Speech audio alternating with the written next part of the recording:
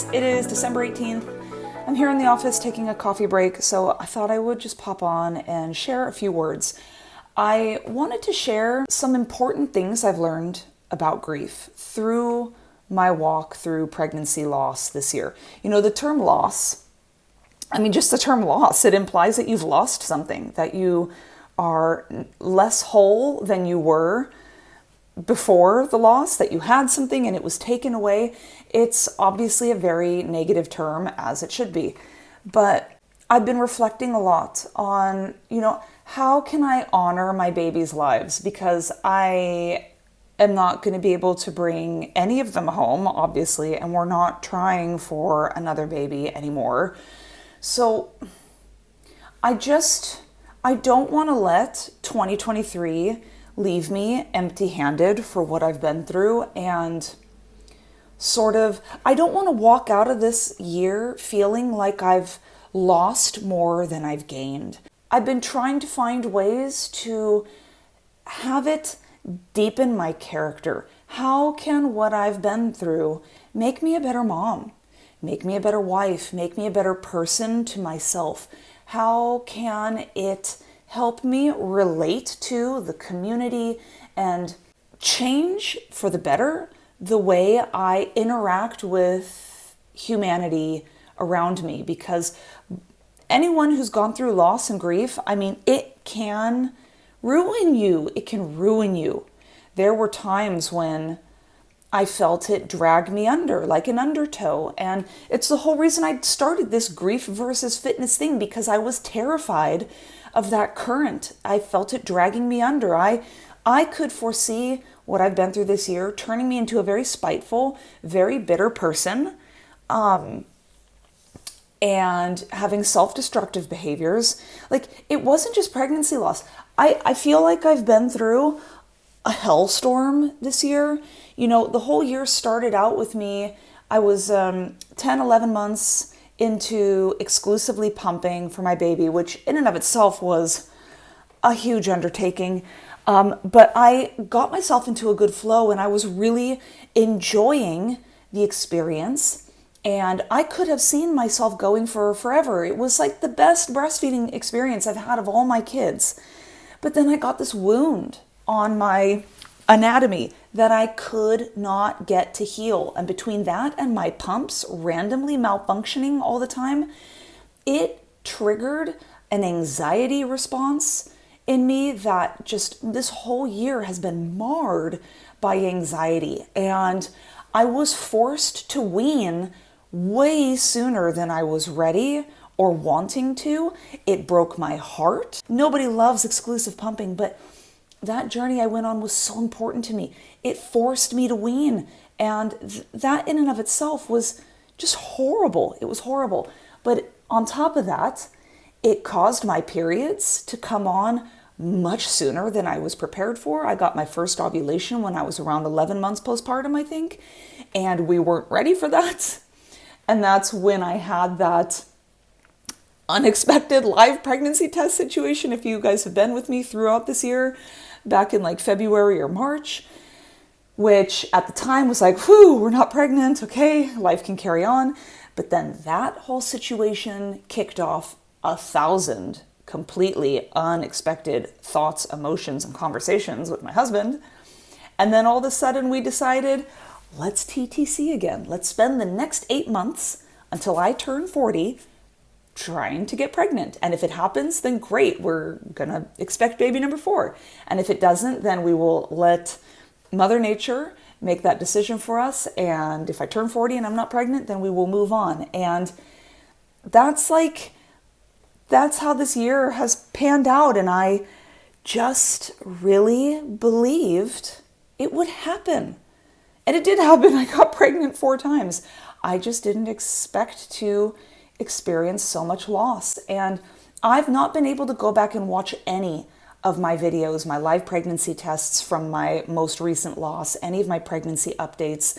The anxiety factor that I survived from that pregnancy is not something I've touched upon in any of my subsequent videos. I have been documenting my grief journey here, and I'm going to share things that I've learned about grief. I have not yet even touched upon what could have been possibly life-threatening amount of perinatal anxiety I experienced in that pregnancy. I mean, my last pregnancy update that I filmed on my channel, I called The Great Darkness. That was a pregnancy update video. The amount of suffering, unexpected, unplanned, unforeseen suffering that this year has carried with it for me has been immense. And I don't want that to be my memory of this year. I need to be able to walk away not having been so defeated and completely storm-rolled this year. I have shared how I've been using ChatGPT a lot in my life lately. I call ChatGPT Chad. Hey, Chad. I have used him as my personal chef, getting all kinds of recipe ideas. Like, hey, Chad, here are my macros. And I have these random ingredients. Can you give me a recipe that will fit my macros? It's amazing. I have learned so much about exercise physiology. I have used ChatGPT to help me build new workout programs. And I've been able to ask it all kinds of questions about nutrition and this and that, whatever. I have also been using Chad as my own personal therapist because, believe it or not, I still have not gotten access to therapy at all yet in the entire Kingdom of Sweden. Cheers. But turns out that ChatGPT is actually pretty useful. I have been able to ask it all kinds of questions, especially during my low moments. And the things that it spits out are so profound. And after this clip, I put together a little artistic montage for you guys because I had a question that I asked ChatGPT, and I found its response to be so enlightening. So enlightening. And it spun such a beautiful narrative around the agony of grief. And it really just served as a catalyst to me reflecting and thinking, how else can I take things away from loss to give back to myself and make myself more than I was before this year took what it did from me. But before I do that, I wanted to share this little infographic. I shared this also on my social media, like Facebook and Instagram and stuff. It's a quote by Jamie Anderson. Grief expresses itself as an indescribable pain. But as I've thought through this quote, I've realized, oh my God, yes, it is love. Grief is love that has nowhere to go. They say as moms, when you have a new baby, you don't have to divide the love you have. A lot of women, especially when they have their second baby, they're so afraid of having that second baby because they're like, how can I love another baby more than I love my current one? Where is that love going to come from? It defies logic. It defies the rule of physics, okay? And the thing everyone says is, just wait and see. You'll see that your heart literally doubles in size. And from a fountain of nowhere comes this spring, this well of love. You don't have to divide it. It just multiplies, okay? Well, the problem with pregnancy loss, baby loss, things like that is the second you see that second line on a pregnancy test, you have become a mother to a baby and that your whole future flashes before your eyes. Even if you're careful and say to yourself, nothing is guaranteed. I've experienced loss before. I'm not going to get excited. It doesn't matter. There's a quote also by this guy, I'll pop it up here too, where it says, you have entered my life like a nail enters a block of wood, simultaneously creating a hole and filling it. I have lived and died by this quote. I feel like it best describes the thing of becoming a mother. You have this hole suddenly that's been created and filled by a foreign object, and that is the love you have for your child. And every subsequent child you conceive, you get that new hole and you expect a nail to fill it also, But when that nail disappears, you're left with a hole. And in that hole is the entire well of a lifetime's worth of love that you had to give to your baby. And that love is left over. Where does it go? It's a non-transferable plane ticket. You can't just say, I'll just give that love to all my other kids. I mean, you can, of course. And grief has a certain way of teaching you about gratitude. It's painful. You don't want to, in the beginning, say, I really should look at what I do have and stop focusing on what I've lost. But it has a way, definitely, of causing you to do that and teaching you to appreciate so much more what you have in life. And, you know, some people, look at me. I mean, I am trying to apply all of this stuff I have pent up in me to fitness, to a passion of mine. That's another form of love. It's not just fitness. It's my hobby. It's my passion. It's my sense of self. I kind of am trying to reflect that love back onto myself. That's what I've been doing. There is a way to like redirect it, but it's still there. And that's the pain you feel. And I sort of, in the throes of it, was realizing that the agony of grief, it felt like a voice to me that was just screaming into the emptiness that was left behind, this hole that was left behind with nothing to fill it. And that scream was what was keeping the walls from just absolutely caving in on me. And so in retrospect, in my heavier moments, which are becoming softer through time, fewer and farther between, I still very much have my heavy moments. I still cry. I will always live with the what ifs, the could have beens, the should have beens, the would have beens. I will live with that for the rest of my life.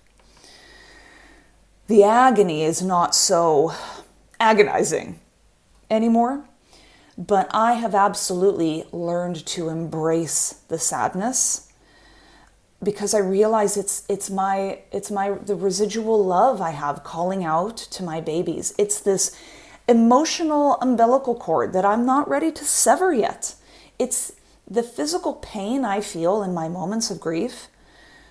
It's the only physical connection I have to any of my babies anymore. And it scares me in that sense to let it go, to truly move on. And I don't think it works that way. Just like I said, I mean, I'm going to be living with this forever. I don't think you fully ever truly move on from losing a baby, no matter how long or short you carried them. Grief is love. And so long as there's love, that pain of loss, it's always going to be there. So I don't think it's going to disappear, but I also find myself hesitant to really move on and stop having these moments of like really dragging myself over hot coals, reflecting a lot, you know, kind of like dragging on the healing process by allowing myself to get sad, allowing myself. I'm going to be, in a couple weeks, I'm going to pass that 20-week pregnancy milestone, and I'm worried about that. How is that going to make me feel? This is around the time of year I should have been starting to like see and notice changes in my body. I should be looking forward to the anatomy scan. I should be stressing out about not caving in to find out the gender because we were going to keep the gender a secret. Those are the things I should be stressing out about right now. Can I really hold my resolve and not find out the gender at my anatomy scan? I failed all the other times with all my other kids. What's it going to feel like to cross that bridge? I should be moving on and not thinking about that. I should stop asking myself questions of the what ifs and whatevers because it's in the past. But I'm just not ready to let go of it. And I feel like I still have things I could learn from that pain. Pain is a fantastic teacher. You know, just as much as time is the best physician in a lot of ways. I just wanted to share those things because they were profound to me and they have assisted my healing journey greatly, especially in the absence of a therapist, working through perspectives, trying to find a way to work with my story, to give me something that I can carry with me for the rest of my life that isn't just pain, but is also a way for me to use the loss of my babies as a way to still give back to the world, give back to my kids, make me a better person. Because grief absolutely carries that potential for us. So let's skip now to this ChatGPT thing because I found it to be very enlightening. Okay, so here's what I wrote to ChatGPT. I said, "Can you teach me something beautiful about grief?" And the response was, "Certainly. Grief is a universal human experience that can be incredibly challenging and painful. However, there is something beautiful about grief that often goes unnoticed. Here's an important lesson about grief. Grief is a testament to the depth of our love and connection with others. It reminds us of the beauty of human connections and how deeply we can care for and cherish someone. When we experience grief, it means we have experienced love, and that in itself is a beautiful thing. Grief allows us to honor and remember the person or thing we have lost. It provides an opportunity to reflect on the impact they had on our lives and the memories we shared. Through grief, we can celebrate their existence and the moments of joy and love they brought into our lives. Moreover, grief has the potential to foster personal growth and resilience. It challenges us to face the reality of loss, confront our emotions, and find ways to heal. From this process, we can gain strength and develop a greater appreciation for life. Grief teaches us that we are capable of enduring immense pain and, with time, can find hope and meaning again. Ultimately, grief reminds us of our shared humanity. It is a reminder that we are not alone in our struggles and that others have experienced similar pain. It can create a sense of compassion and empathy towards others who are grieving, fostering deeper connections and understanding among people. While grief can be overwhelming, it holds within it the potential for growth, love, and connection. Embracing the beauty of grief can help us navigate the difficult journey of healing and remind us of the preciousness of life and the relationships we forge along the way.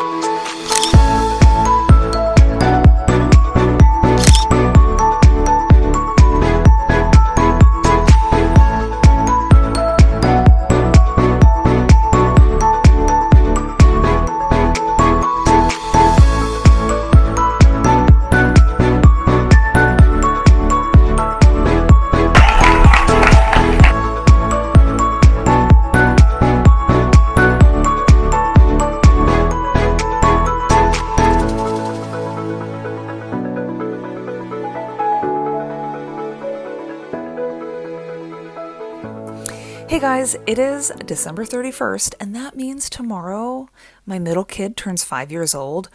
And that blows my mind because I started this YouTube channel in 2017 when it was like my preconception planning phase that I began to start documenting what I was doing, how I was learning how to basal body temp, supplements I started taking, and then we went into TTCing for him, yada yada.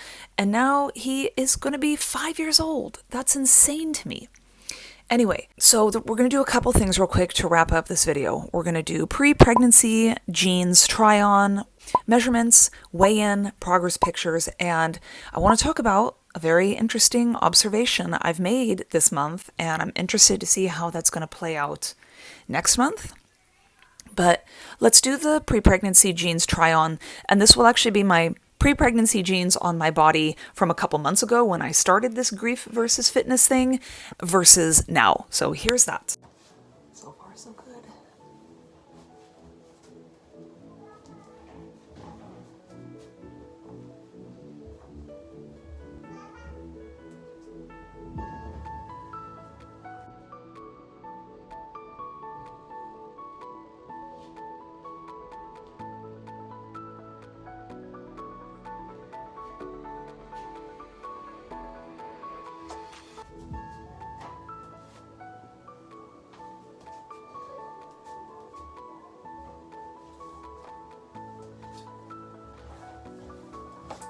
These fit great. They have a nice little bit of give on the side. Like, things are going good right now.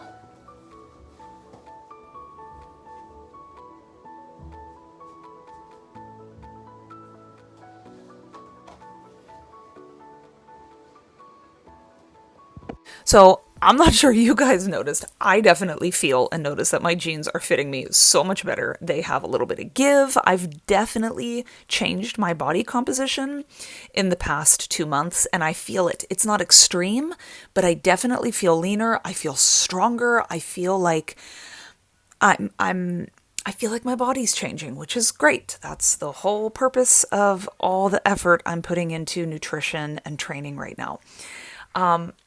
But I have noticed something. I touched upon this in my last video when I was reflecting on the first 2 weeks of December, and I'm going to say it again now.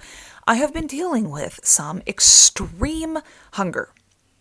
The hunger that I can't just say to myself, I'm on a diet, I should expect to be a little bit hungry, I'll just drink some more water, I'll have some more vegetables, that kind of thing. No, it's I must feed myself now, and I don't care what it is. I will make good decisions, but I gotta feed myself. I had many days in the beginning part of this month, and I had many days sort of in the middle toward the end of this month where I had to refeed myself. I had to bump up my calories, and I didn't even track how much more I ate. I just ate until I felt like my blood sugar was stable again. So in my last video, I thought maybe it was because I was sick, and also I finally got my first menstrual cycle post miscarriage. And so I'm thinking like, okay, that makes sense. You know, I've got different demands being placed on my body. That's why I'm more hungry. But I didn't have any of that in my most recent weeks.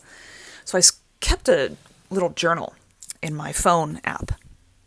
And I realized, and this is like a big no-duh moment, I realized that my hunger was completely correlated to how intense my workouts were at the gym. So like the days when I'm training legs or my back and chest, especially when I'm really cranking it out and working out to failure, I am famished later in the day. How is this going to affect my weigh-in and my measurements? Because I don't know where I've been in my diet on the days that I've had to eat, and it's like 50% of this month I have been at least eating at maintenance because I've been so freaking hungry. And I'm hoping that that's because I'm really breaking down my big muscle groups in the gym on those days, which is boosting my metabolism, trying to recover, and repair that muscle. So perhaps, is it possible I could maybe be gaining a little bit of muscle while I'm dieting? They say, there's different schools of thoughts with that. Some people say it's impossible. Some people say it's possible under certain circumstances or if you're taking steroids. But for the most part, people say it's extremely challenging, especially for someone who is already active and already working out and stuff. Very, very hard, if possible at all, to build muscle while you are dieting. I don't know. Maybe I'm just doing a really good job of maintaining my muscle mass, or I don't know. So I was very interested to see how this was going to play into my measurements and my weigh-ins, because while the change is not that substantial on my body, I don't have like all that much fat left to lose. But like I have noticed, I'm fitting better into my clothes. I'm feeling leaner. I'm feeling leaner, So here are my measurements. I'll just flash them all up on the screen here. I don't know why I gained on my underbust. Your underbust is like your rib cage right here. That's like a really weird measurement to gain on. I'm starting to think maybe it had something to do with the way I was breathing out, or like how much my lungs were expanded last month versus this month. I don't know. I don't know what's going on there, but of all my measurements, that one is the least of my worries. But I lost a really good amount in centimeters, inches this month. I was very pleased. I'm very, very pleased with what I'm seeing. However, when I weighed in, this was my weight. I think it's 66.45. I only lost 1.15 kilos this entire month. That's only 2.5 pounds this whole entire month. And that says something to me. Because the scale, they say the scale is just a number. You could get completely ripped, shed all your body fat and just be this muscle mania person. And way more than you did when you were like fatter, had a lot of body fat on. It's the whole thing that muscle and fat weigh different amounts. The fact that I lost inches but didn't lose so much in weight, to me, is, I'm just hoping that means I've preserved a lot of my muscle mass while at the same time losing a good amount of body fat. Yes, baby? Yeah? Oh, is that so? Mommy's almost done. My husband is out there with them. So, and like when I look at my progress pictures, I'm also starting to see a recomposition take place. I'm starting to see a little bit more of my muscles kind of coming through. I am seeing a leaning down of the softness that I have. I think these are pretty good results for only being 2 months in. But I do think I'm going to need to increase my cardio for this next final month of my diet. I don't think I want to diet more than 1 more month, because I just plan on turning right around, reverse dieting, and then eating in a surplus to try to start gaining muscle mass for like basically all of 2024. So it really doesn't make that much sense to get turbo lean. It's not like I'm going to be cruising around in a bikini anytime soon. I just want to lose the unnecessary body fat, see where my baseline is, and then build on top of that. So in a nutshell, those are my measurements, weigh-ins, progress pictures, observations. And in my next video, I will talk more about my plans. I have so many exciting plans and goals and things I want to accomplish next year, but I'll talk about that in my next video. So Happy New Year's, everybody, and may 2024 bring many more gains than losses for us all. And thank you for your support and your friendship and being here with me. I really just don't know what I would do without this little community here and having a platform where I can just talk about these things and, yeah, just work through my issues with people who understand. So be safe, and I will see you guys in the new year, okay? Bye.